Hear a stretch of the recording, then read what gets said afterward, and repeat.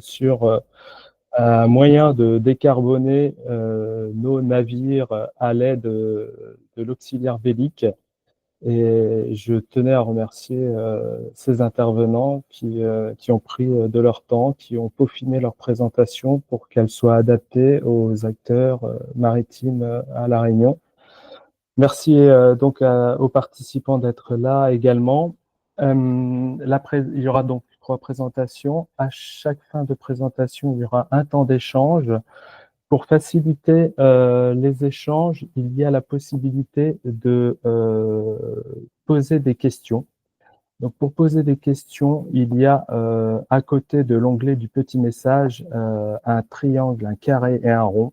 Lorsque vous cliquez dessus, vous arrivez sur euh, une petite fenêtre et il y a la possibilité de poser des questions avec le symbole question. Et lorsque l'on clique dessus, on peut poser une question et éditer sa question. Comme ça, je pourrai la voir pendant la discussion et donc la transmettre en fin de présentation à chaque présentateur.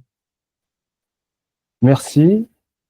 N'hésitez pas à utiliser sinon le chat pour vos commentaires et vos remarques. Je laisse maintenant la parole à Timothée Terrier de Vinci. Merci beaucoup Loïc et bonjour à tous. Donc Timothée Terrier, je suis donc chargé de mission pour l'association Winship qui représente donc les acteurs de la propulsion par le vent en France et on est très content de pouvoir vous faire cette présentation aujourd'hui et d'avoir pu avoir cette proposition de la part du cluster maritime français de la Réunion. Pour commencer directement dans le sujet, l'association Winship, donc c'est une association qui a été créée en 2019 pour fédérer donc les acteurs de la propulsion par le vent. Donc on parle là d'armateurs, d'équipementiers, de chantiers navals, de bureaux d'ingénierie et d'architectes navals qui œuvrent pour développer la propulsion des navires par le vent. C'est une association donc, qui s'est donné 3 objectifs principaux qui sont donc de développer l'image et la notoriété des solutions, d'améliorer les conditions de compétitivité de la filière et de structurer une filière française de la propulsion des navires par le vent. Donc on a plusieurs actions, dont des actions de sensibilisation. Et c'est à ce titre que nous avons sorti en 2022 un livre blanc de la propulsion des navires par le vent. Donc si vous avez chose pour scanner le QR code, vous pourrez comme ça accéder directement au document, mais sinon c'est quelque chose qui est disponible sur notre site. Et donc c'est un document qui dégrossit le sujet et permet aux décideurs d'avoir une première compréhension assez détaillée de ce qu'est cette nouvelle filière et des enjeux qui sont tendus. Winship a également depuis peu un équipage donc qui va rassembler donc les acteurs de la chaîne de valeur élargie de la propulsion par le vent. Donc on a là des banques, des avocats, des fournisseurs industriels, d'équipements industriels et autres qui vont venir travailler avec nous au développement de cette filière et travailler sur des sujets que l'on n'aura pas forcément l'habitude de travailler avec nos adhérents classiques. Pour finir sur Winship, nous sommes adossés à un réseau international qui s'appelle l'IWSA, donc l'International Winship Association, qui nous permet de porter les sujets véliques au niveau de l'Europe et de l'Organisation maritime internationale, puisque depuis 2021, l'IWSA a un statut consultatif auprès de l'OMI. Donc, ça nous permet de travailler sur l'inclusion de la propulsion par le vent dans la réglementation. Pour passer maintenant donc à ce qui nous occupe aujourd'hui, donc la décarbonation du transport maritime. Donc, donner quelques chiffres pour vous replacer dans le contexte, même si je pense que c'est des choses que vous connaissez assez bien. On a donc un fret maritime qui est responsable de 12% de la consommation totale d'énergie. On a des défis énergétiques importants puisque on a estimé en 2022 que pour pouvoir répondre à ces défis énergétiques, on allait avoir un besoin pour le maritime de l'équivalent de 600 réacteurs nucléaires de 1500 mégawatts ou de 4000 champs éoliens de 500 mégawatts. Donc une énergie vraiment importante, sachant qu'on n'est pas le seul secteur, bien évidemment, à devoir se décarboner. Et en corollaire de ça, on a donc ce défi financier avec 1000 à 1400 milliards de dollars d'ici 2050, 40 à 60 milliards chaque année à trouver pour décarboner cette flotte maritime mondiale. Parallèlement à ça, on a donc une obligation réglementaire avec donc stratégie nationale bas carbone qui a pour mission donc de diminuer, décarboner à 50% d'ici 2050 des sites internationales et d'être entièrement décarboné pour les émissions domestiques à l'horizon 2050. On a évidemment la réglementation européenne euh, avec une obligation pour les navires de plus de 5000 tonnes. Donc là, c'est peut-être chose qui, on le verra plus tard, ne concerne pas forcément les flottes de petits navires, mais qui néanmoins va obliger donc ces navires à diminuer fortement leurs émissions pour arriver à moins 80% d'ici donc 2050. Moins 100%, pardon, excusez-moi. Et sur l'OMI, donc la neutralité carbone euh, à, à 2050. La propulsion par le vent, maintenant, comme solution donc de décarbonation pour le maritime. C'est une solution que nous, on pousse aujourd'hui parce que euh, on a des possibilités de réduire très rapidement, dès aujourd'hui, la consommation des navires à hauteur donc, de 30 à 80% de la consommation de carburant et des émissions associées quand on parle des nouveaux navires, et de 5 à 20% quand on parle de rétrofit. C'est une solution qui nous est particulièrement intéressante puisque au-delà du fait qu'on va aller chercher une énergie gratuite disponible dans l'environnement, on va aussi réduire de ce fait les besoins en carburants alternatifs dont on sait qu'ils vont coûter cher et qui sont jusqu'à 2 fois, 3 fois moins denses pardon, que le pétrole et donc vont prendre beaucoup plus de capacité dans les cales. Et donc, c'est une solution qui va venir soit en propulsion principale, soit en propulsion assistée, mais en tout cas, elle va permettre de diminuer les besoins d'énergie globale. On a tout un panel de technologies disponibles aujourd'hui pour propulser ces navires par le vent, que je vous présente ici succinctement. On va avoir par la suite des équipementiers qui vont pouvoir nous présenter pour la technologie, profil épais, asymétrique, semi-rigide, et pour Beyond the Sea, le kite. Mais donc, on a tout un panel de technologies, du profil aspiré, donc il y a la turbovole du commandant Cousteau, pour ceux à qui ça parlerait, le rotor Flettner, une technologie assez ancienne qui fonctionne grâce à l'effet Magnus, des voiles à panneau rigide, développées aujourd'hui par les chantiers de l'Atlantique, des voiles souples classiques, des ailes où on va retrouver là plutôt l'innovation au côté aéronautique, et encore des voiles gonflables qui peuvent être développées par Michelin. Donc, avec des images, voilà ce que ça donne sur ces quelques technologies. Aujourd'hui, on a 49 grands navires équipés. Donc, grands navires, on parle là donc des navires de plus de 5000 GT. Et on estime que d'ici fin 2025, c'est 100 navires qui seront équipés, puisqu'on a des navires en commande aujourd'hui. On a sur ces navires 11 navires français qui sont en opération, dont 6 nouvellement construits et 5 en rétrofit.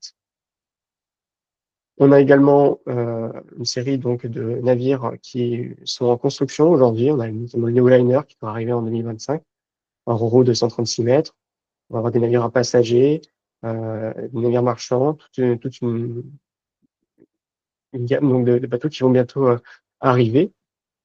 Et un développement qui est une dynamique qui est plutôt exponentielle. En termes de perspective, si on regarde à l'international, aujourd'hui, la propulsion par le vent, ça concerne 80 armateurs, 36 équipementiers dans le monde. Et on a aujourd'hui environ 2,2 millions de tonnes qui sont transportées à bord de ces navires, avec 4 millions de tonnes, si on estime un peu pour la fin 2024, à peu près où est-ce qu'on arrivera. On a donc toute une série, donc je le disais, de navires installés, 23 en 2022, on passe à 40 plus en 2024, pour passer ensuite 70-80 dans nos projections dès l'année prochaine, avec donc un équipement qui va doubler chaque année. Et donc, également des navires qu'on appelle donc Wind Ready, qui sont en fait des navires euh, qui ont déjà été équipés de façon à pouvoir recevoir les systèmes. Ils ne sont pas encore équipés des systèmes et qui vont pouvoir. En France, on a également donc une montée en puissance du secteur à l'échelle industrielle, avec plusieurs équipementiers qui ont déjà mis en place leur usine d'assemblage ou carrément de production. Donc là, quelques exemples avec la Solid Sail Mass Factory qui va ouvrir à Lanester, donc une usine des chantiers de l'Atlantique pour la production de leur mât. L'usine d'assemblage de CWS, Completed Wing Sales à Saint-Nazaire, et l'usine d'Ocean Wings, qui est produit donc ex-aéro, qui a produit notamment les ailes du navire Canopé. Vous avez peut-être eu l'occasion de voir. L'objectif, c'est un objectif ambitieux qui est de prendre 30% du marché mondial d'ici 2050. Cela, ça s'exprime par donc un objectif déjà de 400 navires rétrofités et 1200 navires neufs à horizon 2030, et à horizon 2050, 6400 navires rétrofités et 26 100 navires neufs, et cela sur l'ensemble des segments de navires, donc autant navires de pêche que porte-conteneurs, que les cargos conventionnels, gaziers, etc.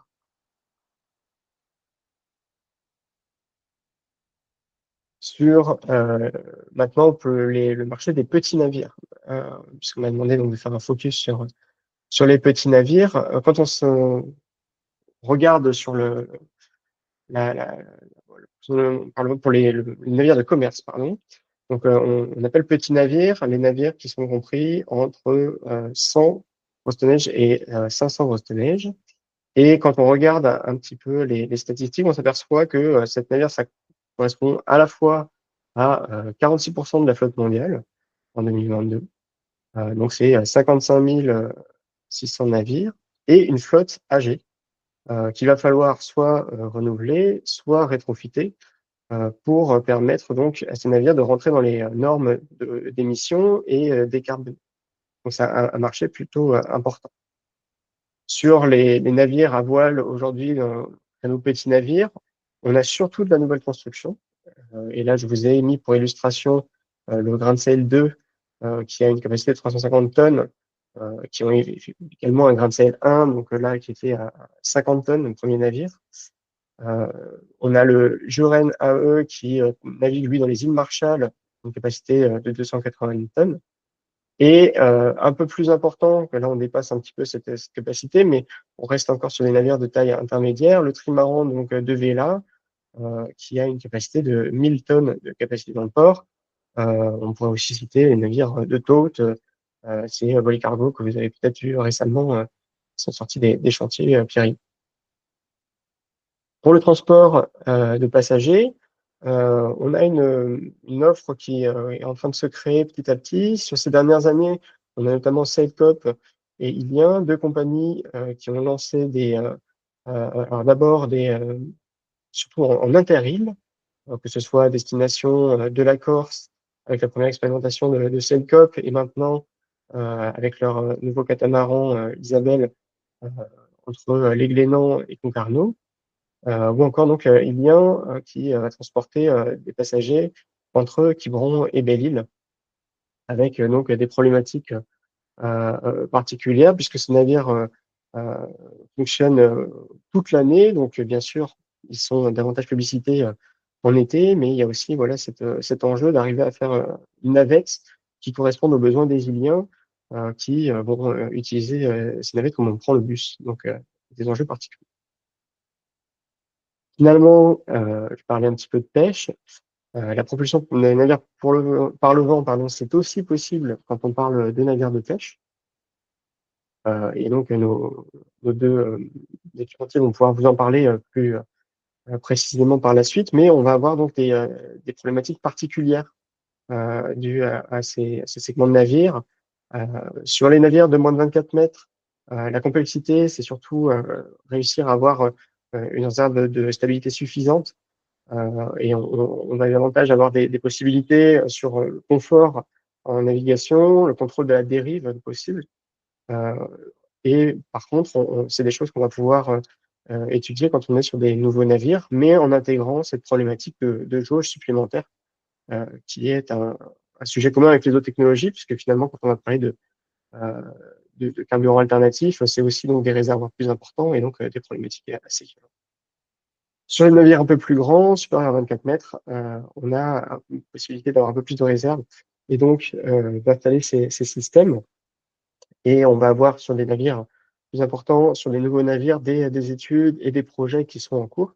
Et notamment quelque chose de permis par le fait qu'on va avoir des temps de transit sur certains moyens de pêche qui vont permettre l'utilisation de ces profils, là où quand on est en temps de pêche, c'est souvent plus compliqué. Quelques exemples pour illustrer cela. Donc la technologie, peut-être je laisserai Antoine on parlait de cette première expérimentation, mais donc c'était équipé un palangrier avec une première petite voile de 5 mètres carrés anti-roulis, aussi appelé TAPQ, qui permettait donc d'avoir un meilleur confort en navigation et de contrôler la dérive en pêche et d'avoir un meilleur rendement au niveau de l'hélice qui n'encombrait pas le pont. Et donc aujourd'hui, Antoine réfléchit, donc, il vous l'expliquera, des modèles un peu plus grands qui peut équiper donc un type de navire. On a également eu une test avec le profil aspiré de Bound for Blue sur le palangrier Baluero Segundo. Donc là, c'est un profil aspiré de 12 mètres de haut avec un navire de 40 mètres. Là encore, donc on va retrouver les problématiques dont on parlait, mais avec un confort à la navigation qui a pu être constaté et une discrétion acoustique aussi permise par ce système. Et enfin, pour aller sur quelque chose d'un peu plus expérimental, un peu plus innovant, enfin innovant, c'est pas le mot, mais plus disruptif, on va dire. On a Stravic, qui est donc une entreprise bretonne qui s'intéresse aux voiliers, aux purs voiliers pour la pêche. Et donc là, tous les enjeux, ça a été de construire avec les affaires maritimes comment est-ce qu'on construit un cahier des charges pour faire certifier un navire de pêche à la voile avec deux navires. Le navire qui est là à l'image, qui est un petit navire de 10 mètres pour la pêche côtière, mais également un navire plus grand de 22 mètres pour la pêche hauturière, avec des enjeux là d'aller jusqu'à réapprendre les techniques et gestes de pêche qui étaient utilisés auparavant. Voilà pour cette introduction. Je vais vous laisser la parole maintenant et puis laisser ensuite la parole à mes collègues. Merci Timothée pour cette présentation productive. Je me tourne vers la salle. On peut aussi fonctionner par la main levée si vous avez des questions. J'ai regardé attentivement sur la messagerie, il n'y en avait pas, ni sur la question. Euh, En attendant qu'il y ait des questions, moi j'en avais une ou deux déjà pour toi, Timothée. On voit bien que vous avez élaboré votre feuille de route Winship, le livre blanc, euh, depuis 2022, il me semble. Euh, Elle a été en concordance, en un moment, elle a été sortie quasiment quelques mois plus tard, la feuille de route de la décarbonation de la DGEMPA, avec le soutien du cluster maritime français. Ma question se tourne vers le soutien de l'État. Est-ce que, d'une part, vous avez retrouvé du répondant par rapport à cette feuille de route nationale et comment vous êtes soutenu, enfin, en tant que porteur de filière, comment les porteurs de projets sont soutenus dans cette démarche-là? Alors effectivement, cette feuille de route décarbonation, on avait eu la possibilité d'y participer dans la rédaction en collaboration avec le cluster maritime français. Euh, donc on avait essayé de positionner ces enjeux de propulsion par le vent. Maintenant, cette collaboration avec l'État français, elle se poursuit depuis avec notamment un programme là, d'études euh, qui a été réalisé avec 34 partenaires industriels qui s'appelait Vent Frais. Donc une étude qui a été réalisée en 2023 euh, pour essayer d'établir ce qu'on disait là, la, la structure, un projet structurant pour cette filière vélique française. Et cet exercice, il a été mené en coordination avec les différents services de l'État français, et il a notamment abouti en mars dernier à la signature d'un pacte Vélic avec le gouvernement, qui était représenté par deux ministres. Donc, à l'époque, le ministre délégué, secrétaire d'État délégué à la mer, donc Hervé Berville, et le ministre délégué à l'industrie, euh, pour, euh, pour acter donc cet engagement de l'État. Et on avait donc également autour de ce pacte les acteurs économiques de l'écosystème Vélic, donc principalement des banques, des fonds d'investissement, des commissionnaires de transport. Euh, on va à nouveau réunir l'ensemble de ces signataires en amont des Assises de l'économie de la mer qui ont lieu cette année à Bordeaux, avec l'idée donc de revenir sur les actions qui ont été engagées par ces signataires, puisque l'idée c'est de retranscrire maintenant cet engagement à travers des actions concrètes pour faire avancer la filière au niveau national. Si on passe maintenant sur quelque chose d'un peu moins macro, parce que là on est vraiment sur comment est-ce que tout ça s'organise, euh, les acteurs de la filière et donc les projets sont soutenus par l'État à travers donc, différents processus, hein, que ce soit sur le niveau de l'innovation, sur des choses comme le Corimère et d'autres appels à projets. On a eu l'intervention maritime, pardon, qui a été pas mal sollicitée et plébiscitée.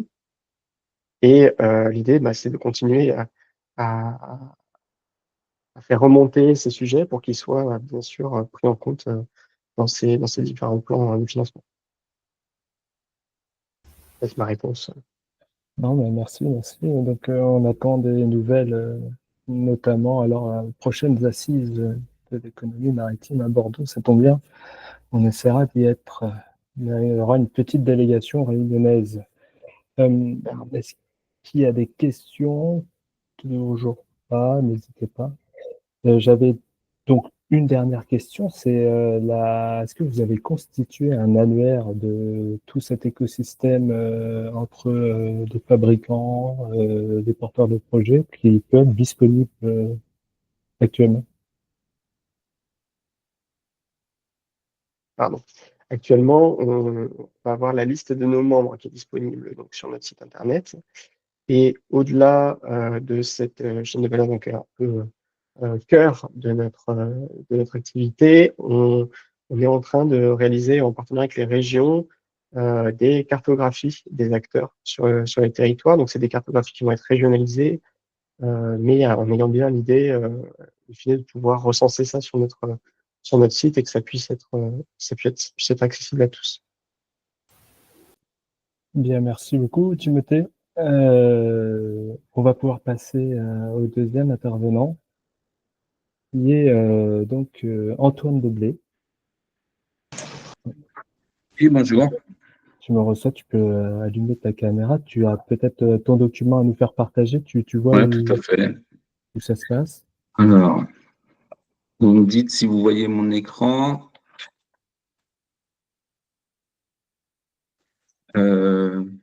Ça commence à se télécharger, tout à fait. Tout C'est à fait, OK? c'est très... Oui, c'est impeccable. On te laisse donc la parole et OK, bonne donc, présentation. écoutez, bonjour à tous et merci pour cette invitation. Bonjour à la Réunion et on avait déjà eu l'occasion de se rencontrer il y a 1 ou 2 ans. Voilà, donc ADD Technologies, donc c'est une société que j'ai créée en 2019 suite à la création d'un système de propulsion vélique, une aile de propulsion épaisse asymétrique gonflable, un module, et qui permet très simplement en fait d'être installé sur les navires et de leur apporter une propulsion auxiliaire qui peut amener 30% d'économie de carburant en toute simplicité. Je vais donc vous présenter l'équipe rapidement, le contexte, Timothée l'a vu tout à l'heure, notre solution technique et les réalisations que nous avons. Donc moi, je suis le fondateur. En fait, j'ai commencé à réfléchir au voile du futur en 2007. J'ai fait la mini transat, c'est traverser l'Atlantique sur des bateaux de 6,50 m en 2001. En 2009, je n'avais pas trouvé les voiles du futur qui m'allaient. et je suis reparti faire une mini transat donc qui allait au Brésil à l'époque. Et c'est là qu'en fait j'ai eu l'idée de la solution technique que je vais vous présenter.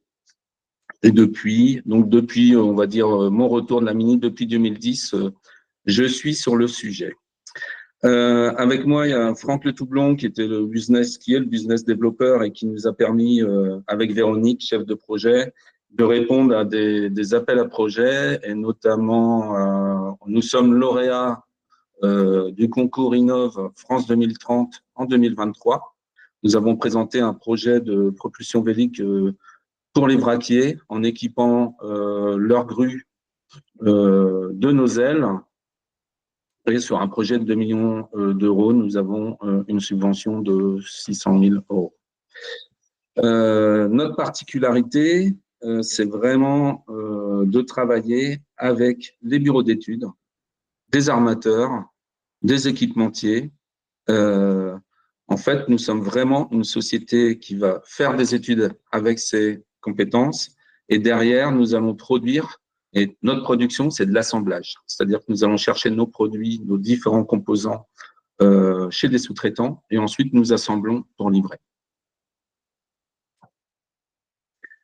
Nous croyons à la propulsion vélique. Comme l'a dit Timothée, c'est une ressource, le vent, c'est une ressource gratuite. On n'a pas besoin de le stocker. Aujourd'hui, on a des outils de prédiction de route qui permettent de savoir où se trouve le vent sur le globe, globalement. Et puis une dernière chose, c'est qu'a priori, il ne sera pas taxable aussi. Donc, pour ces raisons, je pense qu'il n'y a pas un acteur dans la propulsion vélique qui stoppe et qui s'arrête d'avancer, on va dire. Notre solution technique, alors, elle est extrêmement simple.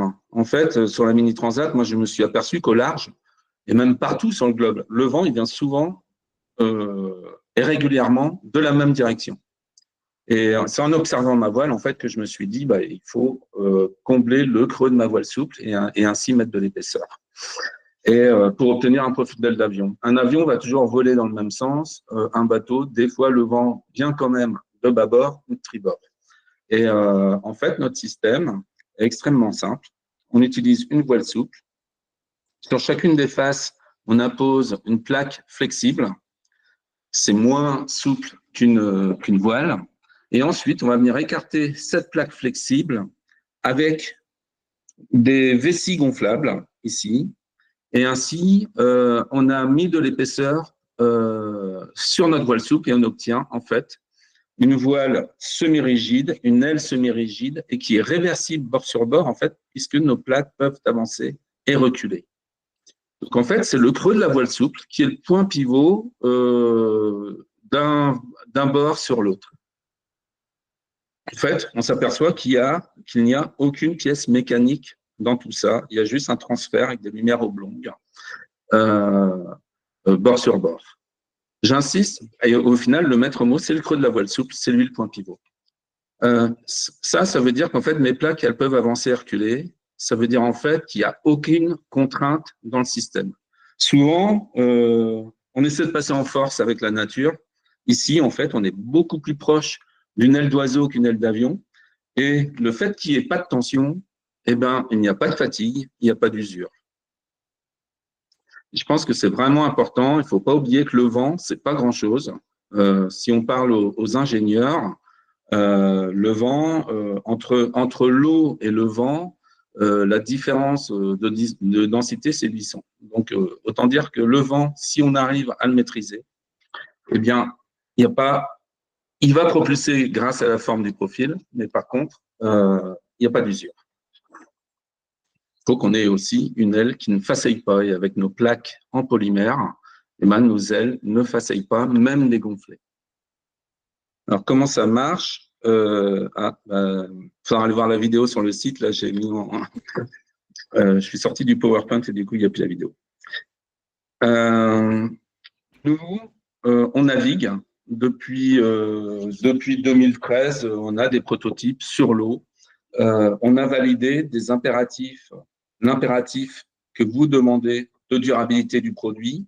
Aujourd'hui, une voile qui ne faceille pas, qui est devenue une aile, elle ne fatigue pas. Donc, cette aile ici qui équipe le bateau de pêche en bas à gauche, elle a été installée en 2021.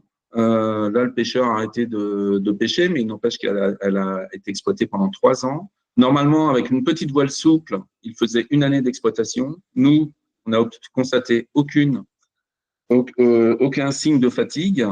Et puis un net changement du comportement du navire avec cette petite aile de propulsion qui a été faite vraiment à l'identique en termes de triangulation par rapport à ce qu'il avait avant. C'est pour ça que c'est pas très moderne en termes de forme de voile, mais il n'empêche que on peut dire c'est notre système qui a apporté les points positifs par rapport à la voile précédente. On répond à l'impératif aussi de facilité en termes d'usage. On a une aile qui va se plier toute seule lorsqu'on la fale. En fait, nos plaques flexibles sont striées tous les mètres et du coup, l'aile, à la falage, trouve ses plis toute seule. Elle est facile à stocker, elle est facile à manipuler, contrairement aux voiles souples, qui sont toujours un petit peu, c'est comme des nappes. Et puis, à manœuvrer, il n'y a jamais d'urgence parce qu'une aile qui faceille pas, une aile qui est semi-rigide, en fait, dans le vent, eh bien, s'il y a une situation d'urgence, en fait, on choque l'écoute et elle va se mettre dans le lit du vent et juste onduler, mais sans créer de stress pour le bateau comme pour les hommes d'équipage. On s'est comparé, on se compare aux meilleures voiles du marché, c'est-à-dire qu'ici, en équipant des mini-transats, on est vraiment face aux meilleures voiles du marché, des voiles souples, en membrane, des voiliers, et au final, on est toujours équivalent. Et puis après, on a des signes positifs qui découlent de tout ce que je viens de dire précédemment. Et puis, il faut voir que notre système, il est porté par la voile souple. Et du coup, ici, on a équipé un génois, c'est-à-dire une voile d'avant de navire. Ça veut dire que nous, on peut installer notre aile juste avec un câble. Si on sait hisser un câble quelque part, on va installer notre voile comme un génois sur ce câble. On réfléchit évidemment au gréement parce que jusqu'à présent, on commercialisait notre aile sur des gréements classiques. Mais en fait, si on s'occupe de la flotte existante, il faut mettre des mâts. Eh bien, on est allé regarder un petit peu ce qui s'était fait dans le passé. Et ces gréements bipodes, c'est-à-dire où il y a 2 mâts qui viennent en lettre A, comme un pont routier. Et en fait, les mâts, ils sont pris sur les flancs des navires. Ça veut dire qu'en fait, il n'y a plus d'effort structurel comme on pourrait avoir un mât unique qui est pris au milieu du pont. Donc, en fait, tout ça va vers la simplicité. Et ensuite, pour hisser une grand voile, on va tendre un câble entre le sommet de ce gréement bipode et le pont.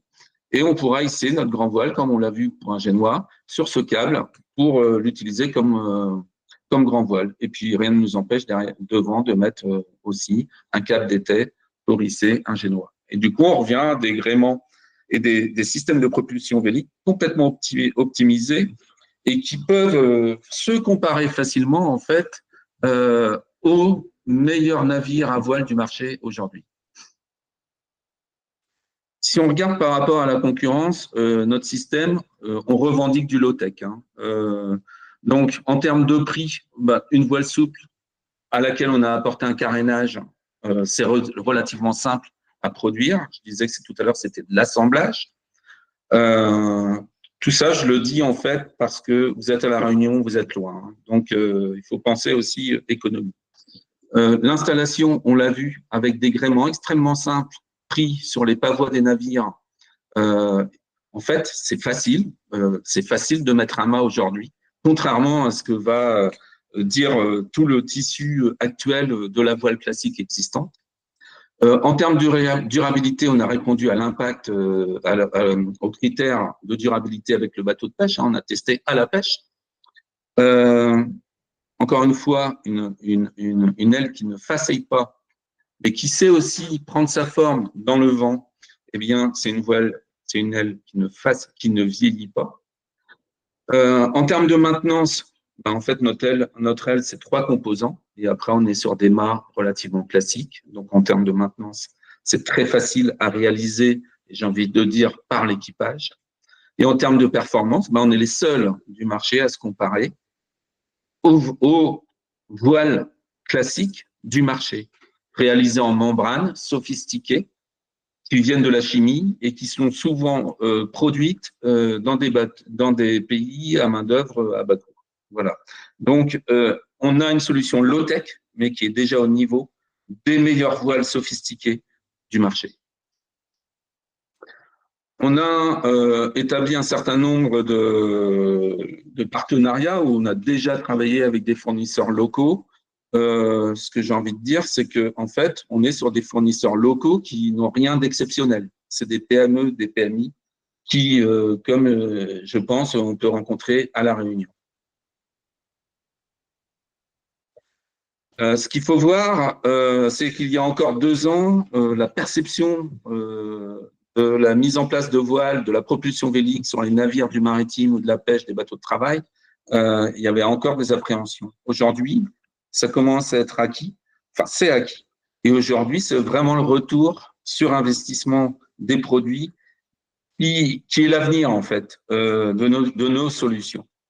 Donc encore une fois, prix de revient, facilité d'installation, facilité de maintenance et la performance qui va avec. Voilà, c'est, je pense, les critères qu'il faut retenir dans vos analyses. Donc, on a bien effectivement équipé un filayeur qui est Palandrier également. On a passé le banc d'essai de la pêche, hein, comme on dit. On avait installé ce navire en août 2020. Ouais, j'ai dit 2021, mais c'est août 2020. Ce qu'il faut voir, cette aile, elle est au-dessus du pont. C'est des petites surfaces ici, donc c'est pas gênant. C'est des bateaux de moins de 12 mètres, donc moins contraints par les sociétés de certification.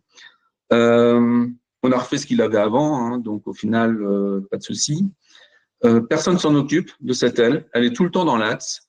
Elle sait basculer bord sur bord toute seule, comme on l'a vu. Et on est les seuls hein, à le faire. Et par contre, en termes de gains, eh bien, moi, mon pêcheur, il me disait, avant, quand je rentrais au port, quand la cuve de gasoil était vide dans le tableau arrière, le tableau arrière sortait de l'eau, l'hélice se ventilait.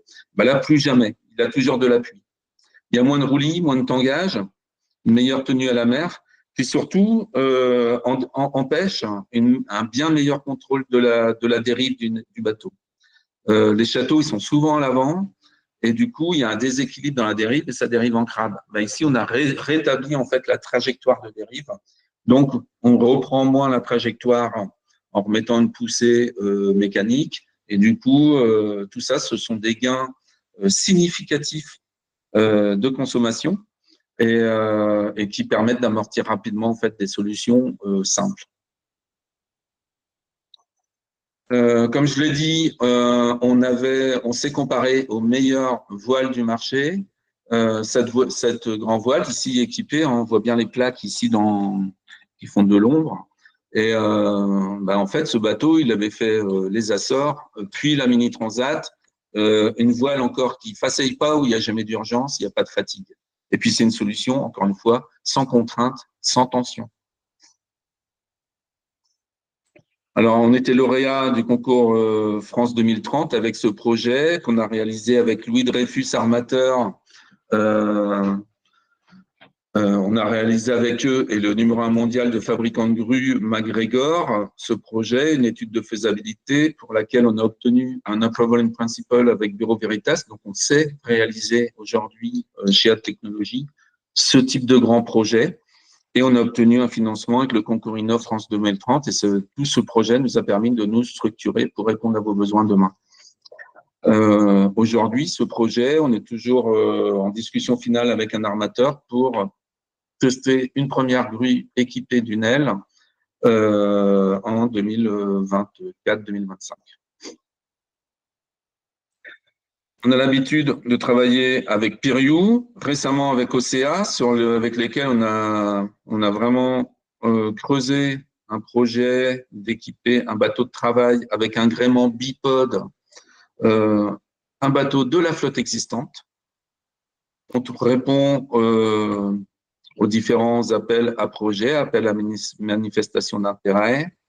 On avait travaillé avec Piriou sur ce projet de Wind Power où c'était le bateau austral. On a travaillé avec Piriou sur ce projet de tonnier avec une petite voile sur la timonerie pour apporter de la stabilité. Parce qu'en fait, dans tous ces projets, il faut penser aussi qui va naviguer sur les bateaux. Donc, on a des projets. Donc ici, c'était pour que les marins puissent dormir la nuit, sachant que le bateau était obligé de faire route pour rien, juste pour donner de la stabilité au bateau. Donc ici, on pouvait remplacer la mise en œuvre des machines par une voile de propulsion et une mise à la cale du navire pour soulager l'équipage. On a travaillé sur des bateaux de transport de voyageurs en Corse à la journée et sur des ailes de propulsion.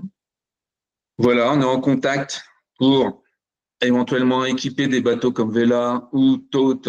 Parce qu'en fait, il faut bien savoir que comme Grancel, qui navigue maintenant, réalise des transats depuis 2 ans, ils se rendent compte que ça casse, que les lattes, ça casse, que les chariots de lattes, ça casse, que les voiles souples, elles se déchirent.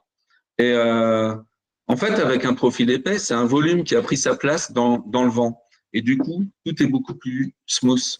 Et en fait, les lattes, elles ne cassent plus. Les chariots de lattes, ils sont moins sollicités. C'est tous les équipements périphériques qui sont moins sollicités.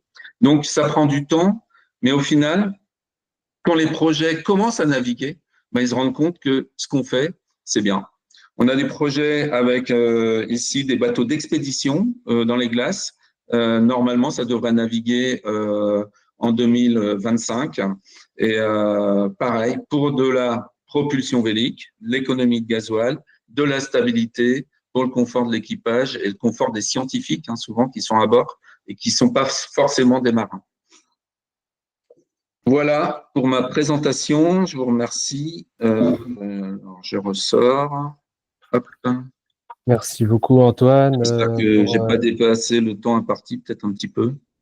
Non, mais c'était très, très complet. On l'a vu à travers ton discours et tes projets, avec une forte adaptabilité de ce produit de cette technologie innovante et à la fois low-tech. Oui. C'est vrai que c'était important de voir aussi cette vision des choses, qu'on va toujours dans la complexification des solutions, alors que les solutions plus simples, souvent, c'est souvent les meilleures. Ce que je vais mettre vos contacts aux 2 premiers intervenants sur la messagerie pour que directement les personnes puissent vous contacter. Et on peut passer aux questions, si toutefois il y en a. Moi, pour ma part, Antoine, on s'était vu déjà il y a 2 ans, il me semble. Tu avais commencé par une unité, c'était ce navire palangrier breton. Aujourd'hui, on voit que tu développes cette technologie sur différents usages, navires de travail. Et il te faut, du coup, pour avancer sur ces sujets-là, comme un preuve concept, des projets pilotes selon la filière que tu vas ou le navire que tu vas travailler. Ma question est, est-ce que tu as déjà une vision, connais-tu déjà la vision de la pêcherie palangrière, les différentes pêcheries palangrières à La Réunion? Est-ce que ta technologie pourrait être une solution envisageable?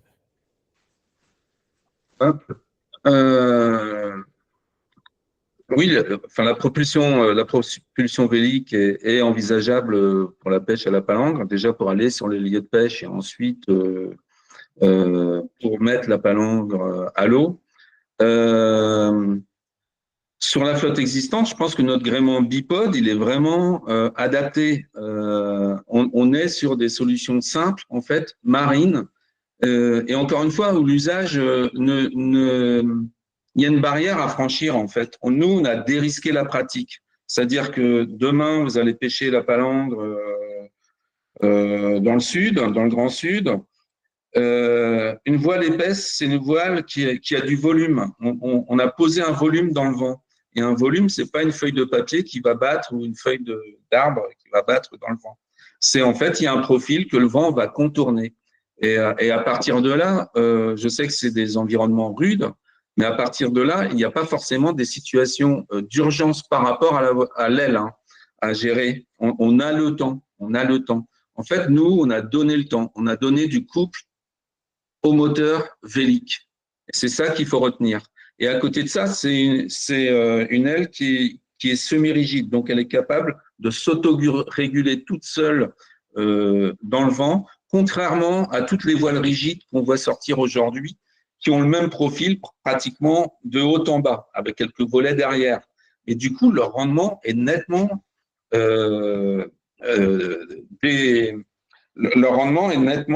comment dire, défalqué, enfin, est nettement moins grand. Alors, ils vont faire les calculs théoriques vont être faits sur le meilleur profil, mais le vent, c'est jamais le même. Contrairement à une mise à plat pour une aile d'avion dans l'air, c'est à l'horizontale. À la verticale, le vent, il n'est pas le même au niveau du pont du navire et à 20 mètres au-dessus du pont du navire. C'est pas le même vent. Et l'intérêt d'un profil semi-rigide, c'est qu'il va s'autoréguler tout seul. Et ça, c'est pour ça qu'on n'est pas obligé de mettre des énormes surfaces pour avoir de la propulsion. D'accord, merci. Mais il ne faut pas oublier non plus qu'il faut mettre de la surface pour avoir de la propulsion. Donc, on a une question complémentaire, c'est quels sont les paramètres maximum de vent admissibles pour ce genre de technologie? As-tu déjà testé des vents extrêmes? Nous, on a fait nos calculs avec, sur le vraquier, par exemple. Donc là, honnêtement, je ne sais plus quel est le chiffre exact, mais on l'avait identifié, ça devait être 28 nœuds de vent à peu près. Mais on y est vite hein, sur un vraquier qui va avancer en propulsion auxiliaire, on arrive vite à 28 nœuds de vent. Mais après, c'est des paliers, c'est-à-dire qu'il faut faire, et après, évidemment, en bon sens marin, on va dire, là, il faut réduire. Voilà, si vous prenez un bateau, un voilier classique et que vous sortez en mer, on ne va pas vous dire tu ne mettras pas de voile au-delà de 50 nœuds de vent. En fait, c'est le marin qui sait, quoi. Et je pense qu'il ne faut pas oublier ces notions. Après, les études font qu'on est obligé d'établir des bornes, des bornages pour nos études. Mais on ne peut pas prendre de riz sur ton système. Si, bien sûr. C'est comme une voile classique. En fait, on va dégonfler la partie basse de la voile, de l'aile, et là, on revient en fait sur un système qui se plie. Si vous voulez, je peux partager. Il y a une vidéo sur mon compte et puis il faut m'appeler. Mais je pense on voit que l'aile s'affale toute seule. Et en plus, elle s'affale et elle se plie toute seule. J'ai envoyé le lien sur la messagerie. Je ferai un récapitulatif par mail. N'hésite pas à nous transférer aussi tes vidéos par lien. On reste en contact là-dessus. Je te remercie beaucoup pour cette présentation. On va pouvoir passer à une dernière technologie. Merci à Antoine Dechauffour. Merci bien. D'être là. Je vais te laisser la parole et on se dit à tout de suite. Top, merci beaucoup Loïc. Tu as peut-être quelque chose à partager? Ouais, c'est bon, je partage mon écran. Merci beaucoup à toutes et tous d'être là. Je vais du coup présenter ma technologie, ma technologie, celle de mon entreprise. Nous, on fait des systèmes automatisés de traction par kite. On a été fondé par l'ancien navigateur Yves Parlier, qui a imaginé 3 produits dans son entreprise Beyond the Sea. On est basé, nous, à Bordeaux, exactement sur le bassin d'Arcachon. On a donc 3 gammes de produits, Liberty Kite, Dynakite, Seakite. Aujourd'hui, je vais surtout m'attarder sur Seakite, mais présenter assez rapidement Liberty Kite et Dynakite tout de même. Liberty Kite, assez simplement, en fait, c'est une voile qui a été initialement imaginée pour la sécurité des navires en cas de dématage ou en cas d'avarie moteur. Donc, c'est une voile toute simple, entre guillemets, surtout de par sa conception. On a vraiment la voile en elle-même, le tissu et les 2 lignes qui sont frappées sur les taquets d'amarrage du bateau et qui, lorsque la voile est envoyée, va être autostable. Elle va pas être automatisée, mais autostable. À savoir, elle va faire son travail toute seule dans le vent et elle va pouvoir permettre à un navire, à partir du moment où il a un plan horizontal où il peut fixer 2 lignes, et il va pouvoir permettre à ce navire d'avancer avec le vent. Donc voilà, pas besoin de mât, juste besoin de 2 points d'accroche pour envoyer le kite, qui aujourd'hui existe en 10, 20, 40 et 80 mètres près. Donc grosso modo pour des bateaux jusqu'à 20 mètres, et donc à naviguer soit doucement en cas de dématage. Quand je dis doucement, on va être entre 3 et 6 nœuds de navigation. soit pendant une opération de pêche aussi. Aujourd'hui, on a quand même pas mal de plaisanciers plutôt que des professionnels qui utilisent la voile de kite pour pêcher à la traîne sur leur bateau de plaisance qui va faire 10 mètres. Ils peuvent donc couper le moteur et descendre sous le vent avec la voile de kite pour avoir une navigation sans bruit, une navigation douce, une navigation lente et surtout une navigation sans consommation de carburant. Et aujourd'hui, on a quand même beaucoup de navires professionnels qui commencent à s'intéresser à la voile de kite, mais plus pour le côté sécurité en cas d'avarie moteur, pour pouvoir garder une manœuvrabilité et rentrer à bon port si jamais les vents sont favorables, ou alors éviter les obstacles si jamais les vents ne sont pas favorables. Donc ça, c'est la première voile, Liberty Kite, qui nous a apporté beaucoup de retours d'expérience sur la traction par kite pour les navires et beaucoup du coup de maturité, on va dire, dans notre design de kite pour le système qui est juste après, qui s'appelle le système Seakite, qui lui est plutôt amené de base comme la technologie DAD et comme ce qu'a présenté Timothée tout à l'heure, va être amené à carboner, on l'espère, le transport maritime, donc avec vraiment des gros bateaux, que ce soit du vraquier, du porte-conteneur, du tanker et d'autres navires de la marine marchande, avec des voiles qui aujourd'hui existent en 25, 50, 100 mètres carrés et qui vont être, on l'espère, amenés à aller jusqu'à des voiles de 800 mètres carrés d'ici quelques années, avec un système qui va être complètement automatisé et qui va pouvoir décarboner le transport maritime. Donc le système, assez rapidement, surtout le concept du système ici, et c'est ce qui est important à comprendre, c'est que on a plusieurs composants. On a une première partie ici qui s'appelle la partie kitebox, c'est grosso modo le pilote automatique du kite, avec les moteurs et les winches qui vont permettre de piloter automatiquement le kite.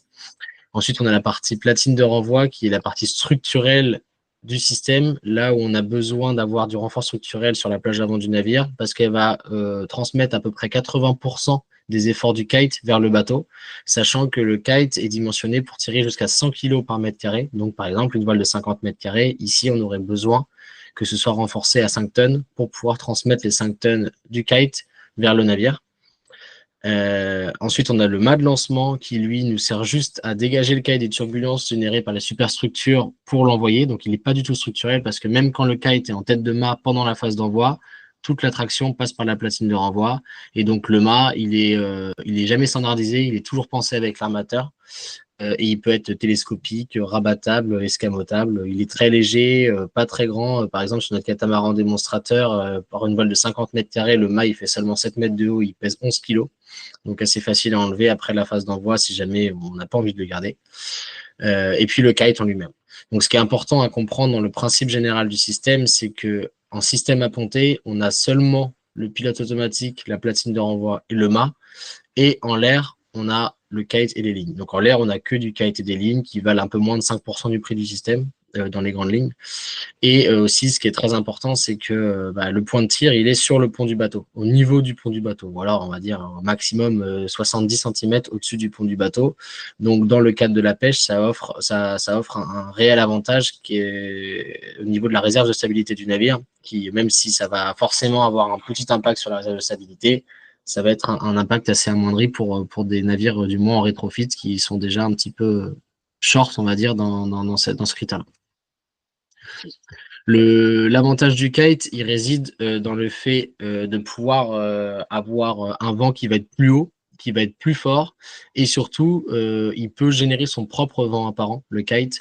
Un navire, un gréement qui va être apponté sur le navire directement, le vent apparent qu'il va percevoir, modulo le petit gradient de vent qu'il va avoir entre son pied de mât et sa tête de mât, c'est quasiment le même vent apparent que ce que perçoit le navire, alors que le kite, une fois qu'il est en l'air et s'il n'est pas trop près du vent, on va dire à partir de 70 degrés du vent réel, il peut générer son propre vent apparent en faisant un mode de vol dynamique qui va être soit en S, soit en 8, comme celui qu'on connaît tout le temps, et donc arriver à des vents apparents de quasiment 100 nœuds sur le kite. Aujourd'hui, c'est ce qu'on a sur notre catamaran. Quand notre kite fait des 8, il arrive à avoir du 50 mètres par seconde en apparent dessus, le kite, et du coup, ce qui fait qu'on a une traction qui devient relativement énorme. On arrive même à dépasser aujourd'hui les 100 kg au mètre carré sur notre voile de 50 et de 100 mètres carrés.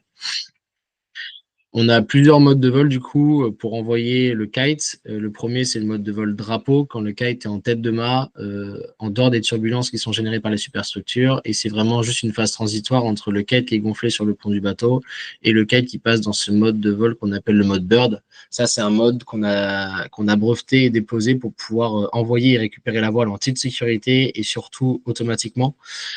Puisqu'en fait, on a seulement le caisson central du kite ici qui va porter le kite. Et ici, ce qu'on appelle les petites plumes, elles vont générer de la traînée et s'effacer en cas de survente, ce qui fait qu'on a d'une part un kite qui va être autostable, en monophile, et d'autre part, donc comme un cerf-volant en monophile d'enfant, et d'autre part un kite qui va avoir une puissance qui est ponctuellement bridée. Parce qu'un kite va développer énormément de puissance. Donc pour nous, c'était complètement impensable d'envoyer un kite du pont du bateau en pleine puissance. C'est pour ça qu'on a créé ce mode de vol bird, pour pouvoir envoyer et récupérer le kite avec cette puissance ponctuellement bridée. Et une fois que le kite est à latitude de vol, bien on vient juste appuyer sur un bouton et le kite il passe en mode statique, en mode vol pardon, tout simplement en choquant cette ligne bird là, la ligne jaune, et ensuite soit en mode de vol statique, soit en dynamique, cap par rapport au vent, sachant qu'aujourd'hui c'est à peu près aux alentours des 65-70 degrés du réel. Plus près que ça, on repasse en mode de vol statique parce que le kite n'a pas assez de place dans la fenêtre de vol en fait pour être en mode de vol dynamique. Et dès qu'on est plus abattu que 70 degrés du vent réel, on va avoir un kite qui va passer en mode de vol dynamique, soit en S, soit en 8, pour justement générer cette traction bien supplémentaire en générant son propre vent apparent. On a un système qu'on aime bien, nous, plug and sail, parce que c'est vraiment le système qui vient s'adapter au bateau et non pas le bateau qui vient s'adapter au système, puisqu'il a initialement été pensé pour être adapté en rétrofit, équipé en rétrofit sur les navires. Donc là, c'est deux petites, on va dire, études d'installation qui ont été faites sur des bateaux de pêche à la légine. Donc ça, c'est une première avec des voiles de 50 mètres carrés. On voit la partie kitebox ici, qui est relativement petite par rapport au bout du bateau, qui permet de gérer une voile de 50 mètres carrés. La platine de renvoi qui est frappée, bon ici on ne le voit pas très bien, mais qui est frappée en tête du mât avant qui existe sur le bateau, et l'aile de kite en lui-même. Donc ça, c'est une première étude d'implantation, et la deuxième qui est juste derrière avec un système qui est un peu plus étoffé, un peu plus robuste, on va dire, un peu plus encombrant, mais qui reste quand même un encombrement qui est relativement faible par rapport à la plage avant du bateau.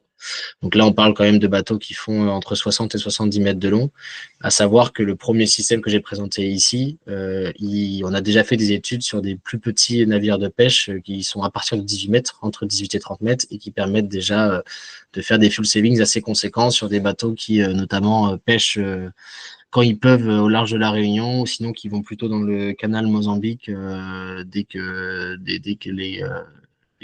la période de pêche est plus intéressante là-bas, ou alors sur des bateaux qui vont carrément pêcher dans les terres australes antarctiques françaises et qui utilisent du coup une voile de kite pour, une propulsion vélique, autre qu'une voile de kite si nécessaire, mais dans notre cas une voile de kite, pour décarboner un petit peu leur phase de transit et surtout augmenter l'autonomie de pêche ensuite sur zone, en ayant tout simplement consommé moins de carburant pendant ces phases de transit qui peuvent durer souvent plusieurs jours, qui sont à des vitesses relativement très intéressantes pour le vélic, on va dire entre 8 et 11 nœuds, et surtout avec des vents qui sont fréquents, constants et forts, avec du vent qui va être entre 25 et 30 nœuds en travers du bateau, donc très très intéressant pour utiliser la propulsion vélique sur ces trajets-là, et même des vents qui peuvent être utilisés entre les zones de pêche, où dans un sens on va être au portant, dans l'autre sens on va peut-être plus être au près, mais bon, si jamais on fait une rotation de pêche qui est tout le temps la même et qu'on se débrouille pour avoir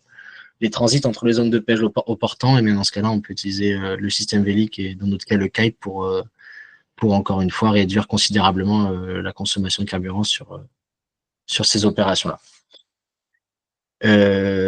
Ça, c'est juste assez rapidement la mise en pratique, comment ça fonctionne, le kite sur le bateau. Donc, la première étape, c'est de hisser le kite en tête de mât. Donc, ça, c'est encore une étape qui se fait manuellement. On a besoin de gonfler le kite. On a besoin de 2 personnes pour gonfler le kite. Ça, c'est un kite de 50 mètres carrés. Pour gonfler le kite à l'air comprimé, pour le hisser en tête de mât, et ensuite pour à la manette, donc au remote controller, de relâcher le kite jusqu'à la latitude de vol. Donc, tout simplement, on est à la manette et on laisse le kite aller jusqu'à la latitude de vol. On déroule toutes les lignes. Le kite, il est autostable. On n'a rien à faire pendant cette phase-là. Et une fois qu'on est qu'on est arrivé en haut, qu'on a déroulé par exemple les 100 mètres de ligne pour la voile de 50 mètres carrés, on vient switcher du bird jusqu'au mode de vol, tout simplement en relâchant pareil avec la manette la ligne jaune ici. Et une fois qu'on est à ce niveau-là, en mode de vol, on appuie sur un bouton et c'est le kite qui se gère tout seul. Enfin, le pilote automatique qui gère tout seul le kite, on n'a plus rien à faire. Tant qu'il y a du vent et tant qu'on garde une route intéressante au kite, on n'a plus rien à faire, jour et nuit. Et puis quand on veut ramener le kite, eh bien on fait l'inverse, on ramène le kite au mode de zénith en appuyant sur un bouton et puis on reprend à la manette le kite pour le ramener sur le pont du bateau. Et une fois que le kite est sur le pont du bateau, on vient l'attraper, on le dégonfle et on le range dans un sac qui fait, c'est un cylindre qui fait 1 mètre de long et 50 cm de diamètre. Donc voilà. Donc le gros avantage du kite, enfin les gros avantages du kite, ça va être en termes de performance, à surface égale, on peut pas être plus performant que le kite. Grâce au mode de vol dynamique et grâce au gradient de vent, en allant chercher des vents qui sont plus forts. Le point de tir qui est quasiment sur le pont du bateau, qui ne compromet que peu la stabilité. Bon, là-dessus, il y a Yann qui est dans la tendance ici de chez Piriou qui pourra en parler mieux que moi, mais on a quand même quelques études à faire pour vérifier que la stabilité n'est pas compromise par le système de traction par kite, mais c'est quand même un avantage certain. Et le dernier avantage, c'est qu'une fois que le système n'est pas utilisé, on n'a aucun fardage supplémentaire parce que même le mât, qui est la seule chose qui dépasse vraiment du navire, on peut le rendre escamotable, télescopique, ou alors utiliser un mât de feu avant qui est déjà existant sur le bateau. Donc aujourd'hui, on est avec des voiles de 25, 50, 100 mètres carrés pour des bateaux qui vont jusqu'à 90 mètres, on va dire, qui peuvent nous intéresser au maximum dans cet appel-là. Et voilà, c'est des systèmes qui existent déjà, qui sont prêts à être installés, qui sont déjà bien testés sur notre catamaran démonstrateur et qui n'attendent que des navires pour continuer à être testés et à vraiment décarboner des activités qui font sens et qui sont complètement nécessaires à notre économie actuelle, à notre mode de vie actuel. Et voilà, on est ravis, nous, de travailler sur plusieurs projets de pêche, dont un que je peux citer parce que je lui ai demandé avec Tube Dual Poirier, Cap Bourbon, pour équiper le Cap Kersin d'une voile de 50 mètres carrés. Qui va pêcher du coup entre les Kerguelen et les Crozets et voilà, c'est un projet qui va bientôt, on l'espère, faire parler de lui parce qu'on est vraiment en discussion très avancée avec eux, ils sont très motivés, on est très motivés aussi et on espère pouvoir concrétiser ce projet. Voilà.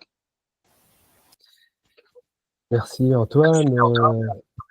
J'ai un peu d'écho. Merci beaucoup Antoine pour ce sujet aussi passionnant que le précédent sur une adaptabilité avec ses ambitions aussi d'aller aussi couvrir tout le spectre des navires de travail jusqu'aux navires de commerce. C'est très impressionnant. Moi, j'avais une petite question sur la formation de l'équipage parce que à prime abord, manipuler un kite, c'est pas du commun des mortels, c'est souvent des sportifs. Est-ce qu'on est obligé d'être sportif pour cela? Et puis tu parlais de la manette. Alors j'ai pas compris si c'était une manette à ponter ou si il y avait un relais commande sur le tableau de bord. Voilà. Donc si tu peux me donner une précision. Le côté sportif, bon, les marins pêcheurs sont déjà des grands sportifs, on n'en doute pas, donc il n'y a aucun problème. Mais bon, dans tous les cas, non, il n'y a pas du tout besoin de savoir ni utiliser le vent, ni utiliser le kite. C'est le pilote automatique qui fait tout ça. Et nous, quand on vient installer un système de kite sur un navire, on vient donner une formation à l'équipage et au commandant pour pouvoir mettre en œuvre le système. C'est une formation qui dure à peine 2 jours et qui est relativement simple puisque le système est pensé pour être le plus simple possible d'utilisation. Donc ça, c'est pas du tout un problème de pas savoir faire de kite ou de pas savoir utiliser le vent au préalable parce que ça s'apprend très vite, d'autant plus avec ce système Seakite qui est pensé pour être le plus simple possible. Et le côté manette, c'est une manette qui est soit filaire, soit en Bluetooth, soit les deux. Hein. Par exemple, on est en train d'équiper un tanker de 100 mètres de long, avec le château qui est à l'arrière et le système qui sera sur la plage avant du navire. Donc, on a mis les deux manettes, une filaire sur la partie kitebox pour l'opérateur qui sera pour envoyer le kite et une autre pour le commandant qui restera en passerelle à ce moment-là. Très bien, c'est bien d'avoir des précisions parce que c'est des sujets qu'on ne maîtrise pas forcément, même si des fois les questions paraissent un peu bêtes. D'ailleurs, en parlant de questions, si l'assistance a des questions, n'hésite pas parce que nous arrivons à la fin de ce webinaire. J'ai mis vos contacts en pièce jointe dans la file des messages. Je ferai évidemment un retour par mail pour qu'on ait le lien aussi vidéo. Et avant de se quitter, il y a une question. En supposant un vent au travers du navire, on crée de la dérive. Question. Est-ce que l'on génère une fatigue accrue du gouvernail? Tube de Jaumière, entre parenthèses. Alors aujourd'hui, ça a été beaucoup d'études théoriques qui ont été faites sur l'augmentation en fait de la résistance à l'avancement du navire due à la dérive générée par un système vélique et nous dans notre cas par un système de kite et du coup qui était compensé effectivement, enfin cette dérive qui était compensée par la dérive et qui va rajouter une résistance à l'avancement. On ajoute à peine 1% de résistance à l'avancement au navire sur une voile. Bon là on parlait je crois que c'était de mémoire, ça devait être un tanker qui dit 180 mètres de long avec une voile de 400 mètres carrés, donc c'est quand même de la grosse dimension. Mais dans tous les cas, ce qui est intéressant, c'est que on a déjà une force anti-dérive qui est faite par la carène du bateau à partir du moment où le bateau il avance à une certaine vitesse. Donc, quand on est sur des très basses vitesses, 4-5 nœuds, effectivement, on a très peu de force anti-dérive, mais dès qu'on est sur des vitesses un peu plus grandes, 8, 9, 10 nœuds, on va déjà de base avoir une force anti-dérive qui est faite par la carène du bateau. Et donc, le rudder va pas avoir besoin de beaucoup compenser cette dérive qui est due au système vélique. Ben, merci pour ces précisions, pour cette question technique. Écoutez, on est sur la fin de ce webinaire. Merci à vous d'avoir participé. Merci aux présentateurs, experts.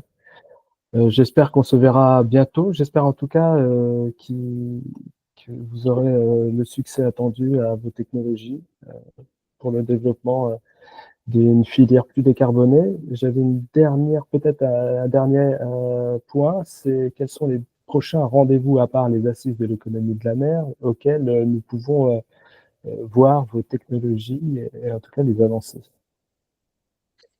Nous, en ce moment, Antoine, vas-y Antoine, je t'en prie, vas-y Antoine. Alors nous, aujourd'hui, on navigue sur l'Orient et sur Roscoff. Donc, on peut envisager des sorties en mer pour facilement sur des mini transats ou même sur l'Orient, sur un one-tonner où il y a le Génois. Mais donc voilà, oui, c'est possible. Et après, on participe régulièrement au salon. Mais effectivement, moi, je considère que le vrai salon, c'est plus une sortie en mer pour voir nos produits. Effectivement, Timothée.